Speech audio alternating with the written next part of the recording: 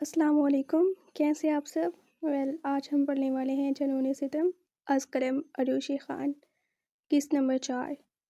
उसने आग उगलती नज़रों से मुकाबिल को देखा था, जो डरते डरते उसकी शर्ट पे लगे दाग को देख रही थी, जबकि उसके देखने के बाद वो एक लम्हे के लिए साकित हुआ था। ब्लू कलर के हिजाब में लिपटे उसके नकूश बेहद चमक रहे थे। सुर्ख सफ़ेद रंगत, डार्क ग्रे आंखें, सुर्ख लब, छोटी सी नाक, वो उसके सीने तक भी बामुश्किल आ रही थी, जबकि वो उस छोटी सी मगर हसीन लड़की को देखे एक पल के लिए अपनी जलन तक भूल गया। अंधी हो क्या? देख नहीं सकती थी? वो गुस्से से उसे देखता घुर्राया था। जब वो एक नज़र उठाकर उसकी आंखों में देखती, दोबारा से नज़र झुका गई। अरे पनाह बेटा, यहाँ आओ। इससे पहले वो उस पे धारता अपनी माँ की आवाज़ पे वो हैरत से पीछे की तरफ पलटा। पनाह? डोंट टेल मी मॉम, ये सरसानका बुआ की बेटी है। वो अपने चेहरे की जाविये बिगाड़ता बेहद बदतमीज़ी से बोला था, जबकि लहजे में हकारत और हैरत का अंसर शामिल था।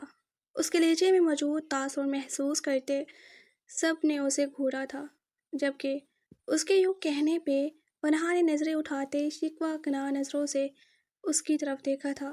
उसके यूँ देखने पे वो आबरू उचकाता उसे देखने लगा, जो फ़ौरन से सर झुकाती उसे गुजरने का रास्ता दे गई थी। ये हवेली नौकरों के बच्चों के लिए नहीं बनी, इसलिए तुम तो गलती से भी दोबारा मुझे अब नज़र मत आना।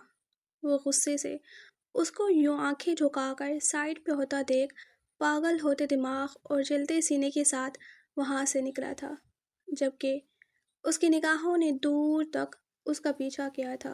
शाह, कई आवाज़ें एक साथ उभरी थी, जिन्हें वो नज़रअंदाज करता चला गया था। उसके पीछे ही एल्हान शाह उसके सर पे हाथ रखता वहाँ से निकला था। उसका इरादा फ्री में शोखे होते हसाम शाह को लताड़ने का था। बेटा सॉरी, वो गुस्से का थोड़ा तेज़ है, वरना दिल का बुरा नहीं है। रमला शाह उसके पास आती प्यार से बोली थी, जबकि अपने बेटे के लहजे पे वो अच्छी खासी शर्मिंदा हुई थी।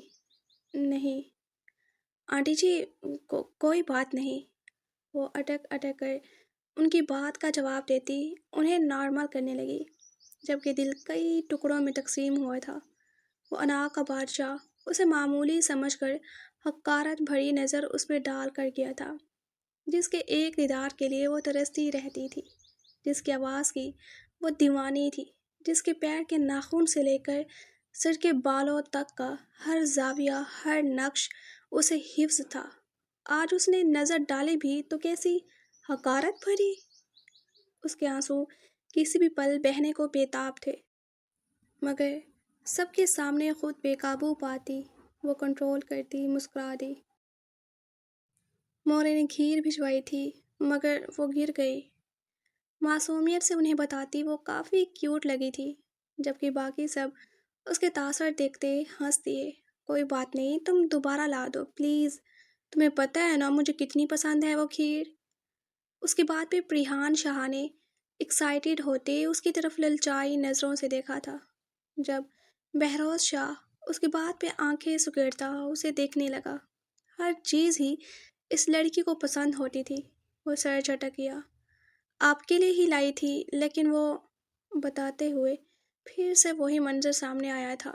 तभी बात अधूरी छोड़ गई, जबकि इस दौरान सबकी नज़रें दोनों की तरफ थी, सिवाय यशब शाह और बहरोज शाह के। वो अपने खाने पे झुका बस चम्मच चलाए जा रहा था, जबकि बहरोज शाह की नज़रें उसका तवाफ कर रही थी, जो खीर के नाम पे अपनी भूखी नज़रों को काबू नहीं कर पा रही थी। उसकी आंखों की चमक बता रही थी कि वो इस खीर के लिए किसी भी हद तक जा सकती है। हाँ तो नहीं ला दो ना भाई, बल्कि रुको साथ चलते हैं, वहाँ खा कर रहेंगे। वो उसे कहती कहती अचानक से अपना इरादा बदलती खुद भी तैयार हो गई, जब उसकी बात पे पनाह ने उसे हैरत से देखा था। वो उनके घर जाएगी? वाकई? वो महज सोच ही सकी, जब उसको अपनी तरफ देखता पाकर वो उसे चलने का इशारा करती خود بھی اس کے پیچھے پیچھے قدم بڑھا گئے۔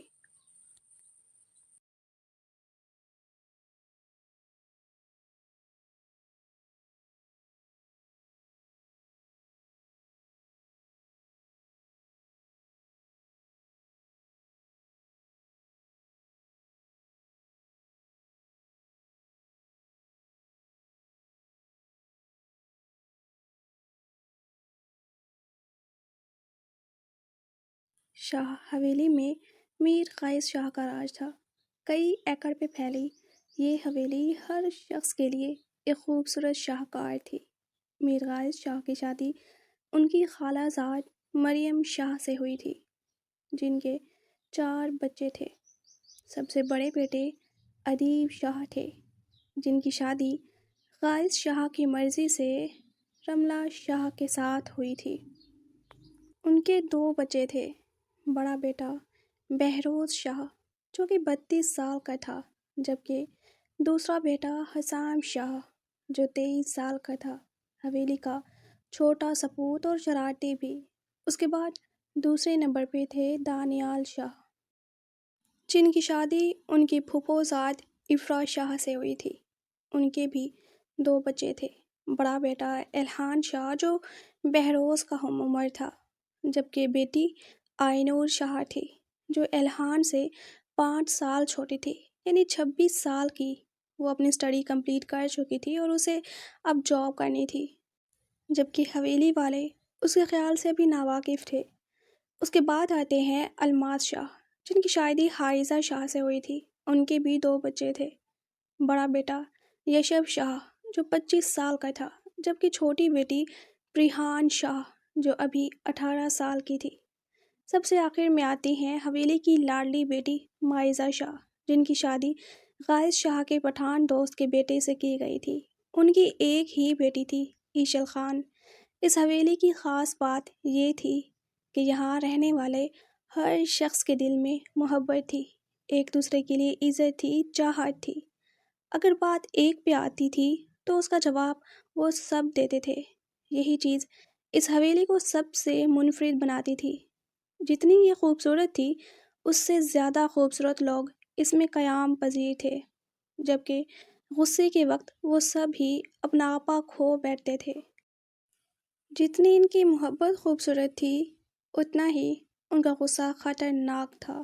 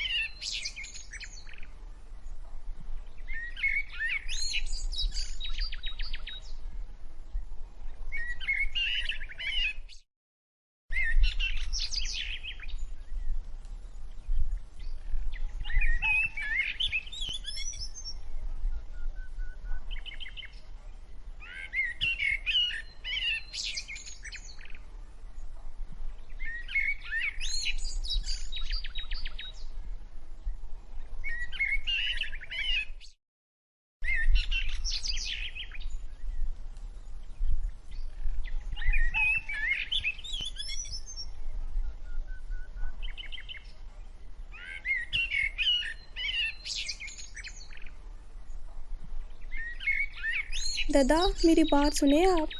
डाइनिंग टेबल पे उसकी बात बुरी तरह से रद्द की गई थी। इसकी वजह से वो अब डायरेक्ट उनके रूम में आई थी। वो जो रिहान का इंतज़ार कर रहे थे उसे अपने कमरे में आते देख मसनूई हैरानगी वाले तासरात सजा गए। भाई वाह वाह वाह, देखो तो कौन आया है। वो जानबूझकर उसे तंग करने को ऐसा बोले थे। जो उनकी बात पे जाविये बिगाड़ती उनके पास बैठी थी। वो बिल्कुल मैच्योर थी, मगर अपने घर में वो बहुत कम संजीदा होती थी और इन सब के सामने तो वो बिल्कुल बच्ची बन जाती थी। दादा बात करनी है ना, वो अपनी बात पे जोर देते हुए बोली थी। जब उसकी बात पे वो हाँ में सर हिला गए। अरे हाँ भाई, करिए करिए, क्या बात करनी है। वो हाथ उठाते उसे बोलने का कहने लगे। जो उनके बिल्कुल करीब होती बैठ गई। पीछे होकर बोल लीजिए जो बोलना है। इससे पहले वो कुछ कहती, अपने पीछे से उभरती आवाज़ पे झटके से अपनी जगह से उठी थी। क्यों? मैं जैसे मर्जी बोलूँ, तुम्हें क्या है? अपने पीछे यशब शाह को नज़रें झुकाकर खड़े देख वो उसे सवाल करने लगी। उसके अंदाज में बदतमीज़ी नहीं थी, मगर वो काफ़ी सीरियस होकर उसे पूछ रही थी। कुछ नहीं, सॉरी, वो कहते ही उल्टे कदमों वापस पीछे की तरफ मुड़ा था। जब वो उसे देख कर रह गई। अरे बात सुनो, वो उसको पुकारने लगी। जब वो बिना सुने अपने कदम तेज़ी से लाए फौरन वहाँ से निकला था। अजीब यार, एक बात भी नहीं हो पा रही ढंग से। सुननी है आपने भी कि नहीं? वो रूहानी होकर बोलती अब की बार उन्हें देख कर कहने लगी, जो उसकी बात पे गड़बड़ाए थे। हाँ जी, सुन तो रहे हैं हम, सुनाइए।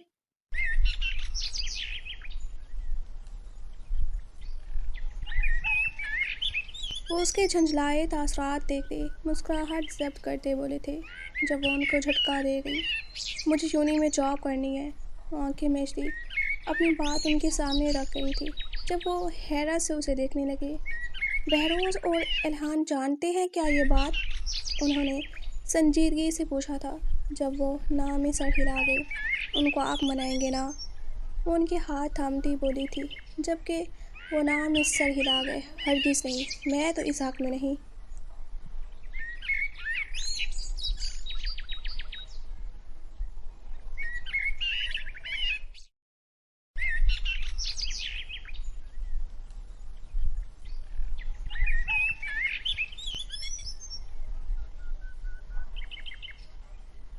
वो उन्हें कह रही थी, जिसका मतलब था कि उन्हें मानना ही होगा, जबकि वो मुसलसल एक ज़िद किए जा रही थी। आप मनाएंगे, बहरोज़ लाला को भी और इल्हान को भी। اب کی بار وہ اپنے لفظوں پر زور دیتی، بیچارگی سے بولی تھی۔ جب اپنے پیچھے آواز سنتی وہ اچھلی تھی،